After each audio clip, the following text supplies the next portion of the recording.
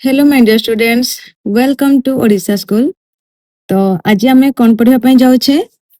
आज आमे पढ़िबाकू जाउछे पृथ्वीर मानचित्र।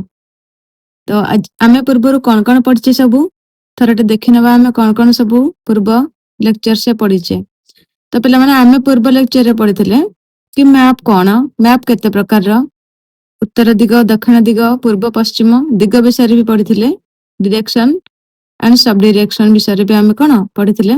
आमे स्केल विषय पढ़िथिले कि आमे स्केल को केमती कंपैरिजन करछे, केमती रेशियो रे आमे जानि परिबा कि आमे स्केल माध्यम रे आमे केमती जानि परिबा गोटे जगह टू आ गोटे जगह रो कोन डायरेक्शन कोन हैला। तो आज आमे कोन पढ़िया पे जाउछे? आज आमे पढ़िबा को जाउछे पृथ्वीर मानचित्र।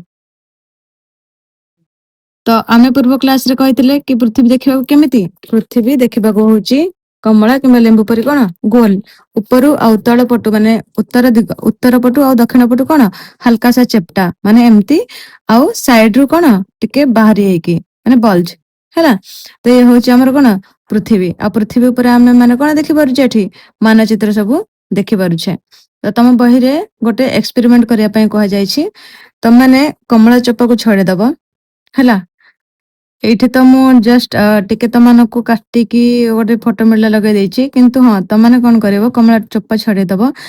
ताको किछि साइज रे काटिबा किछि दरकार नै, चोपा छडे की ताको गोटे साइड रु आ गोटे साइड परती एमिति कोन स्प्रेड करिकी रखि दबो हैला।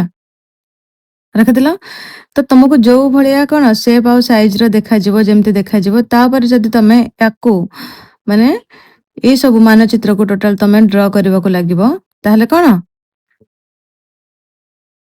त माने कोन जानि परिबो कि मानचित्र हम पृथ्वी ऊपर केमिति हेछि हैला। तो पिला माने ये होछि हमर कोन मानचित्र। तो आज आमे आ कोन पढिबा? आज आमे पढिबा अक्षांश आ द्राघिमा। अक्षांश आ द्राघिमा पढिबा पूर्वरु तमानकु एटा जानिबा दरकार कि डिग्री कोन। फर्स्ट तमाने जानो कि अक्षांश आ द्राघिमा में को मानकु कहिछे हैला। तो पिला माने अक्षांश को गुडा को कह जाय देखो, ए गार गुडा को तमाने देखि पारुछ। आमे गार गुडा को पश्चिम रु पूर्व दिग को टाणुछे हैला। ए सब गार गुडा को जो गुडा को तमे देखि पारुछ से गुडा होछि कोन अक्षांश।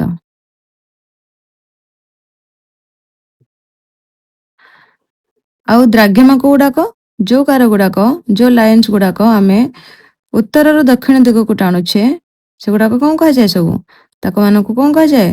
द्राघिमा बोली कह जाय। बुझि पारलो? मोटा मोटी रूप तमे एतिके मन रखि परिबो, माने इमेजिन करि परिबो कि द्राघिमा काहा को कह जाय आ कोन अक्षांश काहा को कह जाय। मतलब माने ए लाइन गुडा को होछि कोन द्राघिमा, आ एमति लाइन गुडा को जो गुडा को हमर पश्चिम रु पूर्व को किबा जायछि से सब कोन कह जाय? सब से सब कह जाय अक्षांश हैला। एतिके जानि थाओ कि आको कह जाय द्राघिमा आ अक्षांश। पिला माने अक्षांश आ द्राघिमा को आमे कोन डिग्री रे विभक्त करंती। केमिति विभक्त करंती? डिग्री रे। तो आमे सिना जानिबा अक्षांश द्राघिमा सब बोली कह जाय, किंतु मोस्ट ऑफ स्टूडेंट्स को मन रे आसे डिग्री कोन, आमे डिग्री को केमिति व्यवहार करबा, माने आमे डिग्री बोली केमिति जानिबा। ऑब्वियसली मन रे क्वेश्चन ही आसीबो। तो आज आमे एबे आमे पढिया को जाउछे। फर्स्ट आमे ई कांसेप्ट क्लियर करिया को जाउछे कि डिग्री आमे मेजरमेंट केमिति करंती, माने द्राघिमा रे केमिति मेजरमेंट करा होय डिग्री, आ अक्षांश रे केमिति मेजरमेंट करा जाय डिग्री हैला। तो डिग्री जानिया पूर्वरु हमकु फर्स्ट कोन पृथ्वी विषय जानिया पूर्वरु हमकु जानिया को पड़िबो फर्स्ट वृत्त विषय रे। को विषय रे जानिया? वृत्त विषय रे जानिया हैला। सपोज ये होछि कोन वृत्त। वृत्त माने जानजो त माने सर्कल गोल। तो माने पढिथिबो पंचम श्रेणी रे गणित बही रे पढिथिबो। ये होछि हमर कोन वृत्त। जदि भी न पढिछे ताले एबे एठी बुझिया को चेष्टा करा।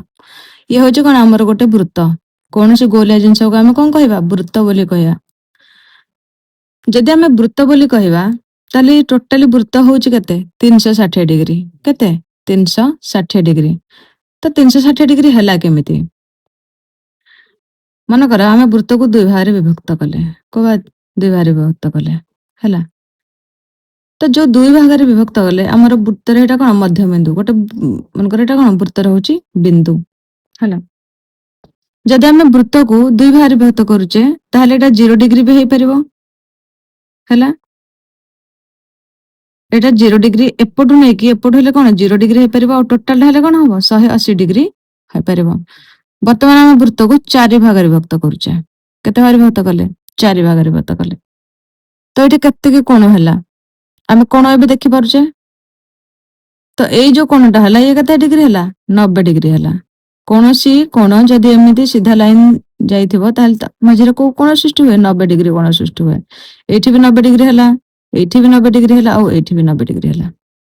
ତ ପିଲାମାନେ 90 90 90 90 9 ଚଉ 36 ମାନେ କେତେ ହେଲା? 360 ଡିଗ୍ରୀ ହେଲା। ତ ଏଇଟା କେତେ କୋଣ ହେଲା? 360 ଡିଗ୍ରୀ। ଯଦି 360 ଡିଗ୍ରୀ ହେଲା ତାହେଲେ ଆମର କେତୋଟି କୋଣ ହେଇପାରିବ? 360 ଡିଗ୍ରୀ କୋଣ ହେଇପାରିବ। କାହିଁକି ନା ଯଦି ମୁଁ ଏଇଠୁ 1 ଡିଗ୍ରୀ ମନେକର ମୁଁ ପ୍ରୋଟ୍ରାକ୍ଟର ପକେଇଲି ଆଉ ଏଇଠୁ 1 ଡିଗ୍ରୀ କୋଣ ଟାଣିଲି ତାହେଲେ ଏଠି କେତେ ଡିଗ୍ରୀ କୋଣ ଷ୍ଟାର୍ଟ ହେଲା? 1 ଡିଗ୍ରୀ କୋଣ ହେଲା। ଯଦି ମୁଁ ପୁଣି ପ୍ରୋଟ୍ରାକ୍ଟର ପକେଇଲି ଆଉ ଏଠି 2 ଡିଗ୍ରୀ କୋଣ ଷ୍ଟାର୍ଟ କଲି ତାହେଲେ କେତେ ଡିଗ୍ରୀ ହେଲା? 2 ଡିଗ୍ରୀ ହେଲା। ତ ଯଦି ମୁଁ ଏମିତି ଏମିତି କରିକି 360 ଟା କରିବି ତାହେଲେ କେତୋଟି ଗାର ଟାଣା ହବ? 360 ଡିଗ୍ରୀ ଟାଣା ହବ। ତମାନେ ଏତିକି ବୁଝିପାରିଲ ଡିଗ୍ରୀ କେମିତି ଗୋଟେ ବୃତ୍ତର ସୃଷ୍ଟି ହୁଏ। ତ ଜାଣିପାରିଲ ଏଟା ହଉଛି କଣ? ବୃତ୍ତର ଡିଗ୍ରୀ। ତ ଏଇ ଡିଗ୍ରୀକୁ ଆମେ ପୃଥିବୀ ହିସାବରେ ଆମେ କେମିତି ଦେଖିବା? ଜାଣିଲେ ତ ଏଟା ଡିଗ୍ରୀ ବୋଲି, କିନ୍ତୁ ଆମେ ପୃଥିବୀରେ କେମିତି ଦେଖିବା? ଫାଷ୍ଟ ଆମେ କଣ ପଢିବା? ଆମେ ଦ୍ରାଘିମା ପଢିବା। ଦ୍ରାଘିମା ରେ ଡିଗ୍ରୀ ଇମ୍ପ୍ଲାଏ କରିପାରିଲେ ତମାନେ ଜାଣିପାରିବ କି ଦ୍ରାଘିମାରେ ଡିଗ୍ରୀଟା କେମିତି ଇମ୍ପ୍ଲିମେଣ୍ଟ କରାଯାଏ। ହେଲା, ତ ଆମେ ଏବେ ଗୋଟେ ପୃଥିବୀ ନବା। କୋଉ ପୃଥିବୀ ନବା? ଅଧା ପୃଥିବୀ ନବା। ହେଲା, ଆମେ ମନେକର ଗୋଟେ ସରି ପିଲାମାନେ ଟିକେ ପ୍ରୋବ୍ଲେମ ହେଇଯାଉଛି। ଓକେ,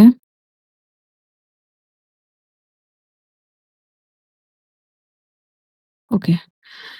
ତ ଆମେ ଏବେ ମନେକର ପୃଥିବୀର ଅଧା ନବା। ହେଲା, ପୃଥିବୀକୁ ଆମେ କଣ ଫାଳରେ ଏମିତି କାଟିଦେଲେ। କଣ କାଟିଦେଲେ? ହେଲା, ମନେକର ଇଏ କମଳାର ଅଧା। ହେଲା, ଏମିତି କାଟିଦେଲେ ତାକୁ। ଏଇଠୁ କଣ ହଉଛି? ବିନ୍ଦୁ। ହେଲା, ଆମେ କଣ ଜାଣିଛେ? ଉପରେଟା ହଉଛି କଣ? ବୃତ୍ତ। 360 ଡିଗ୍ରୀ ଜାଣିଛେ। ହେଲା, ମନେକର ଏଇଠୁ ଗୋଟେ ଗାର ଟାଣିଲେ।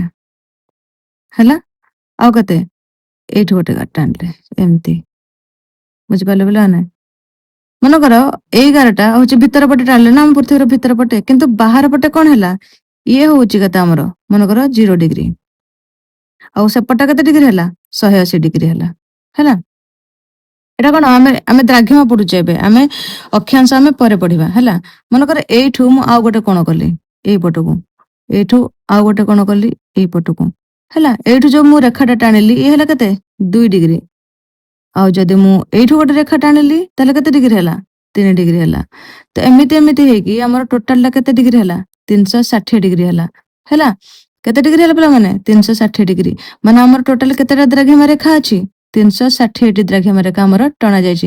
ପିଲାମାନେ ଇଏ ବାସ୍ତବରେ ପୃଥିବୀ ଉପରେ ନାହିଁ, କିନ୍ତୁ ଆମେ ତାକୁ ଆମେ ଆମର ସମୟର ସୁବିଧା ପାଇଁ କିମ୍ବା ଜାଗାର ଲୋକେସନ ପାଇଁ ଆମେ ତାକୁ କଣ ଡିଭାଇଡ କରିଛେ ଏତିକିରେ। ହେଲା, ତ ମୁଁ ସବୁତକ ଟାଣିକି ଦେଖଉନି, ଜଷ୍ଟ କଣ ତମାନେ ଇମାଜିନ କରିପାରୁଥିବ ଇଏ ହଉଛି କଣ ଆମର ଦ୍ରାଘିମା ରେଖା। ଏପଟେ ଅଧା ଅଛି, ଆଉ ଯଦି ଆମେ ସେପଟକୁ ସେମ ଟାଣିବା ତାହେଲେ ସେପଟେ ବି ତମକୁ କଣ ଅଧା ଦେଖାଯିବ। ହେଲା, ଆମେ ଆଗକୁ ବି ପଢିବା। ଇଏ ଆମର କଣ ମଧ୍ୟ ମାନେ ମଝି 0 ଡିଗ୍ରୀ କୁ ନେଇଛେ ଆମର ପ୍ରଧାନ ମଧ୍ୟନ୍ଦିନ ରେଖା। ଆଉ ଯୋଉ ସେପଟେ 180 ଡିଗ୍ରୀ ଟା ଅଛି ସେପଟେ ଆମେ କଣ ନେଇଛେ? ଇଣ୍ଟରନ୍ୟାସନାଲ ଡେଟ୍ ଲାଇନ ମାନେ ଆନ୍ତର୍ଜାତିକ କଣ ଡେଡ ଲାଇନ ଯୋଉ କୁହାଯାଏ ତାକୁ କୁହାଯାଏ। ହେଲା, ଆମେ ଆଗକୁ ସେ ବିଷୟରେ ବି ପଢିବା। ହେଲା, ଇଏ ହଉଛି କଣ ଟାଇମ ଲାଇନ, ଆନ୍ତର୍ଜାତିକ ଯୋଉ ଟାଇମ କୁ ଆମେ ହିସାବ କରିବା। ତ ଏପଟୁ ଆମ ପୃଥିବୀ ହେଲା, ଏଇପଟୁ ଏପଟୁ ଏପଟକୁ ଯେତିକି ସବୁ ରହିଲା ସେ ସବୁ କଣ ରହିଲା? ୱେଷ୍ଟ ରହିଲା ମାନେ ପଶ୍ଚିମ ଭାଗ ରହିଲା। ଆଉ ଏଇଠୁ ଏପଟକୁ ମାନେ ଡାହାଣ ପଟକୁ ଯେତିକି ରହିଲା, ହେଲା, ସବୁ ତ କଣ ରହିଲା? ଇଷ୍ଟ ବୋଲି ଆମେ କନସିଡର କରିବା। ପିଲାମାନେ ଇଏ ହଉଛି ପୃଥିବୀ ପୃଷ୍ଠରେ ଆମେ ଏସବୁ ଜିନିଷ ଦେଖିପାରୁଛେ। ଇଏ ହଉଛି କଣ ଦ୍ରାଘିମା। ହେଲା, ଆଉ କେବଳ ଏଇ ଦ୍ରାଘିମା ଏଇ ଅଧାକୁ ଆମେ ଦେଖିଲେ ନା, ସେମିତି ଆମର ପୃଥିବୀର ଆଉ ଫାଳେ ଅଛି ନା। ଆମେ ତ ଅଧା ଫାଳେ ଦେଖିଥିଲେ, ପୃଥିବୀର କଣ ଆଉ ଫାଳେ ଅଛି। ହେଲା, ଆଉ ଫାଳେ ଅଛି। ତ ଆମେ ପୁଣି ଯଦି ତାକୁ ଏଇ ଉପରକୁ ଉପରକୁ ଆମେ ଖିଚିବା ତାହେଲେ କଣ ଟୋଟାଲ ହେଇଗଲା ନା। ଏବେ ଦେଖିପାରିଲ ତମର ଦ୍ରାଘିମା କେମିତି ସୃଷ୍ଟି ହେଲା। ଆମେ ତାକୁ ଏମିତି କଣ ଟୋଟାଲି ଆମେ ଦ୍ରାଘିମା ହିସାବରେ କଣ ଦେଖାଯାଉଛେ। ଏବେ ତମେ ଜାଣିପାରିଲ। ପିଲାମାନେ ମୁଁ ତମକୁ ବୁଝିବା ପାଇଁ ଚେଷ୍ଟା କରୁଛି।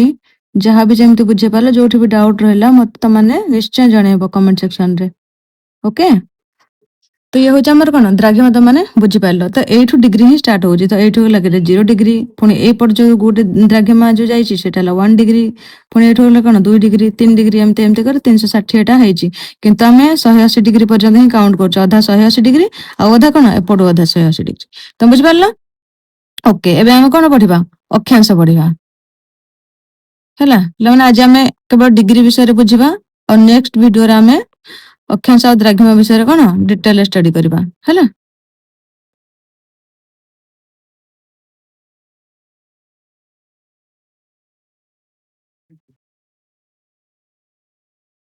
ସୋ ଆମେ ଏବେ କଣ ପଢିବା? ଆମେ ଏବେ ପଢିବା ଅକ୍ଷାଂଶ କେମିତି ତିଆରି ହେଇଥିବ। ହେଲା। ପିଲା, ଅକ୍ଷାଂଶ ତିଆରି ହବା ପୂର୍ବରୁ ଆମେ ପୁଣି ସେମିତି ଗୋଟେ କଣ ହାଫ ଅଧା ପୃଥିବୀ ନବା। ହେଲା। ଇଏ ହଉଛି କଣ ଆମର ଅଧା ପୃଥିବୀ। ପିଲାମାନେ, ଅଧା ପୃଥିବୀ ଗଲେ ସବୁବେଳେ ଲମ୍ବି ଯାଉଛି। It's okay. ତ ଆମେ ଏବେ କଣ ଅଧା ପୃଥିବୀ ସପୋଜ ତିଆରି କଲେ। ହେଲା। ଏମିତି ତିଆରି କଲେ। ଓକେ। ଏବେ ପୁଣି ଥରେ ଆମେ ସେମିତି ଗୋଟେ ଲେମ୍ବୁ କାଟିବା, କିମ୍ବା କମଳା, ଯୋଉଟା କି ତମକୁ ପସନ୍ଦ ସେଟା କାଟିଦିଅ ତମମାନେ। ଓକେ। ଏ ହଉଛି ଆମର ବୃତ୍ତ। ଜଷ୍ଟ ଇମାଜିନ କର, ବାସ୍ ବୁଝିବା ପାଇଁ ମୁଁ ପିଲାମାନଙ୍କୁ କହୁଛି। ହେଲା। ଏ ହଉଛି କଣ କେନ୍ଦ୍ରବିନ୍ଦୁ। ଏବେ ଆମେ କଣ ଏପଟେ ସିଧାକୁ ନେଇଥିଲା ନା ସିଧା। ଏବେ ଆମେ କଣ କରିବା? ଏମିତି ଗୋଟେ ଗାର ଟାଣିବା। କେମିତି ଗୋଟେ ଗାର ଟାଣିବା? ଏଇପଟେ ଗାରଟେ ଟାଣିବା। ହେଲା। ଏଇ ଯୋଉ ଗାରଟା ଟାଣିଲେ ଆମେ, ଏଇଟା ହଉ କଣ ନେଲେ ଆମେ 0 ଡିଗ୍ରୀ ନେଲେ। କଣ ନେଲେ? 0 ଡିଗ୍ରୀ ନେଲେ। ମନେକର ମୁଁ ଉପରକୁ ଆଉ ଗୋଟେ ଗାର ଟାଣିବି ସପୋଜ। ହେଲା। ଏଇଠି ମୁଁ ଗୋଟେ ଡିଗ୍ରୀ ଅଙ୍କନ କଲି। ଏଇ କେନ୍ଦ୍ରକୁ ନେଇକି ଆମେ କଣ କରୁଥିଲେ? ଫାଷ୍ଟ ଏମିତି ଏମିତି ଡିଗ୍ରୀ ଅଙ୍କନ କରୁଥିଲେ। ହେଲା। ଏଠୁ ବି ଆମେ ଡିଗ୍ରୀ ଅଙ୍କନ କରିବା, କିନ୍ତୁ ବେଟର ହବ ମୁଁ ତମକୁ ଆହୁରି ଭଲ ଭାବରେ ବୁଝେଇ ଦଉଛି। ଗୋଟେ ସେକେଣ୍ଡ ରୁହ।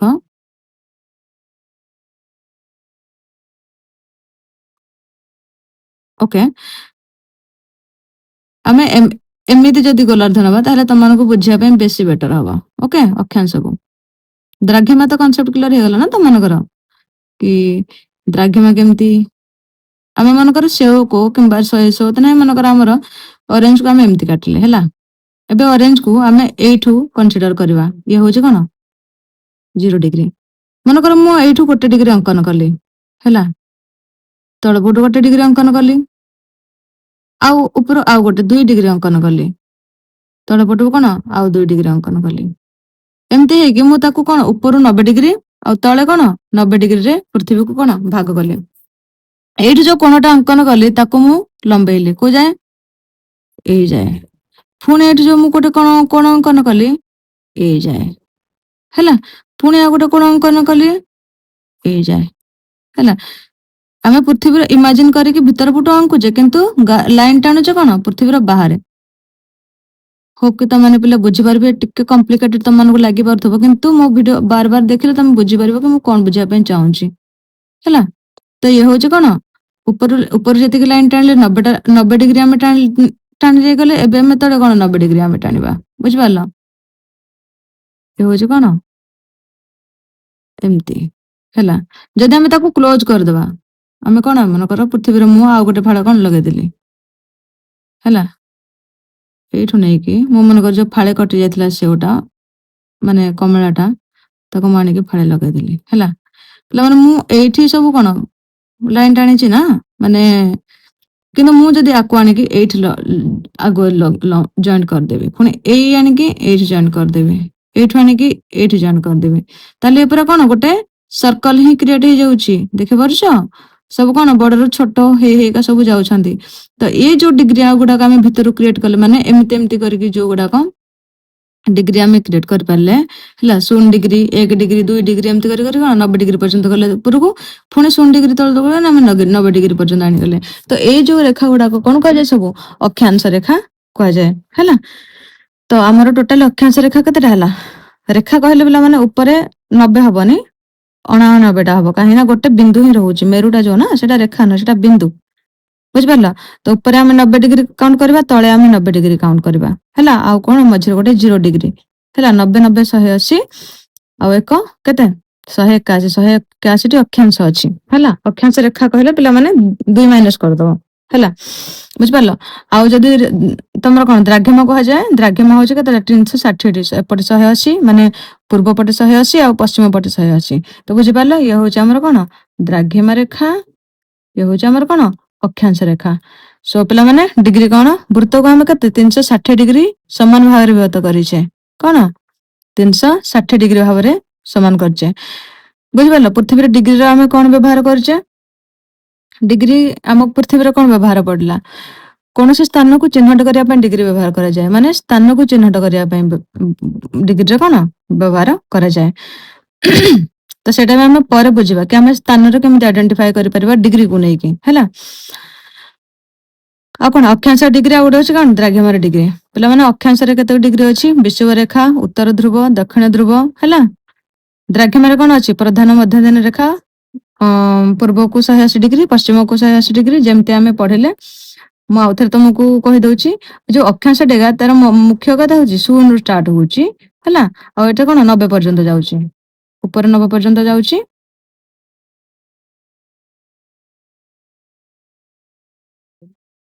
ଆଉ ତଳେ ବି କଣ 90 ପର୍ଯ୍ୟନ୍ତ ଯାଉଛି।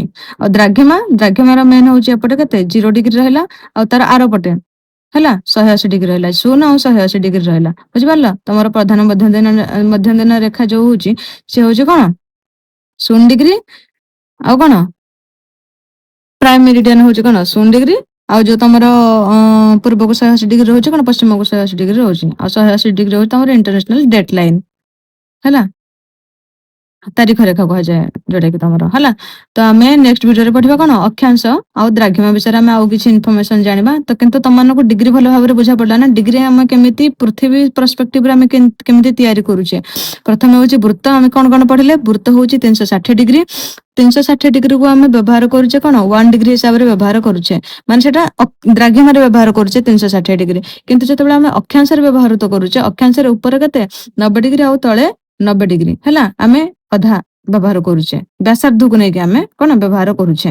ବୁଝିପାରିଲ ମାନେ ପିଲାମାନେ, ଏଇଟା ଟିକେ ଧ୍ୟାନର ସହିତ ଦେଖିବ, ତାହେଲେ ତମମାନଙ୍କୁ କଣ ବୁଝା ପଡିବ ଡିଗ୍ରୀ, ନହେଲେ ତମମାନେ ସବୁବେଳେ କନଫ୍ୟୁଜନ ହିଁ କ୍ରିଏଟ ହବ ହେଲା। ତ ଓକେ ପିଲାମାନେ, ଆମେ ନେକ୍ସଟ ଭିଡିଓରେ ପଢିବା ଅକ୍ଷାଂଶ ଆଉ ଦ୍ରାଘିମା। ସୋ ଥ୍ୟାଙ୍କ ୟୁ ପିଲାମାନେ। ଯଦି ମୋ ଚ୍ୟାନେଲ ଭଲ ଲାଗୁଛି ମୋ ସହିତ ଯୋଡି ରହିବା ପାଇଁ ସବସ୍କ୍ରାଇବ କରନ୍ତୁ, ଆଉ ସେୟାର କରନ୍ତୁ ଅନ୍ୟମାନଙ୍କୁ ବି, ତାକି ତାଙ୍କ ମାନଙ୍କୁ ବି ଇନଫର୍ମେସନ ମିଳିବ। ସୋ ଥ୍ୟାଙ୍କ ୟୁ ପିଲାମାନେ, ବନ୍ଦେ ଉତ୍କଳ ଜନନୀ, ଜୟ ହିନ୍ଦ।